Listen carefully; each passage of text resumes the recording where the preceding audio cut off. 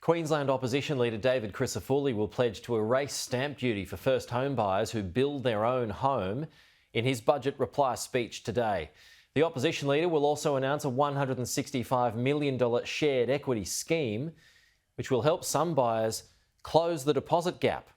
Now, this might inflame tensions with their federal counterparts as the coalition opposes a similar policy that was proposed by Anthony Albanese. And Queensland Labor has begun to heavily promote its crucial pre-election budget delivered this week. Treasurer Cameron Dick has spent big on cost of living relief, but forecasts staggering state government debt in the forward estimates. Insisting the soaring debt and the 2 more years of deficit are necessary, the Miles government is taking its first budget from the Parliament to the public. The so-called cost of living budget, now being sold as a Labor budget. We don't believe in small government. We believe in leading our state to a better future, working alongside the community, businesses and unions.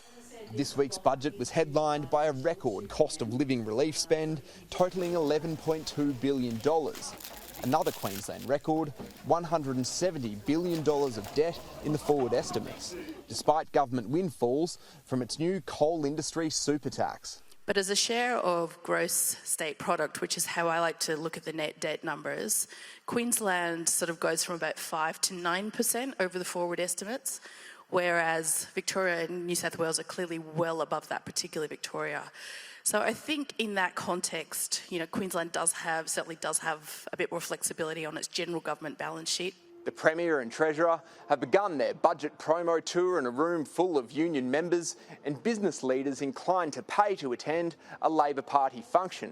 The challenge will be to impress the Queensland voting base, which polling strongly suggests has turned away from the government. Will it sway your vote at all, those cost of living things? I'd like to say yes, but that's for lack of information on what anyone else is offering, really. It's a con trick, really.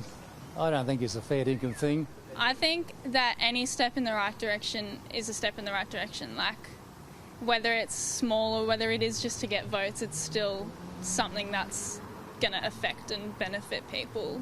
A press release only today from an opposition taking a small target approach to the election. From the Shadow Housing Minister, after $2 billion in 3 years, Labor has built 0 homes with the Housing Investment Fund the budget has confirmed. In fact, less than 300 of the 3,600 homes Labor promised to build by 2025 have commenced. We'll hear Shadow Treasurer David Janetsky's budget reply on Thursday evening. In Brisbane, Harry Clark, Sky News.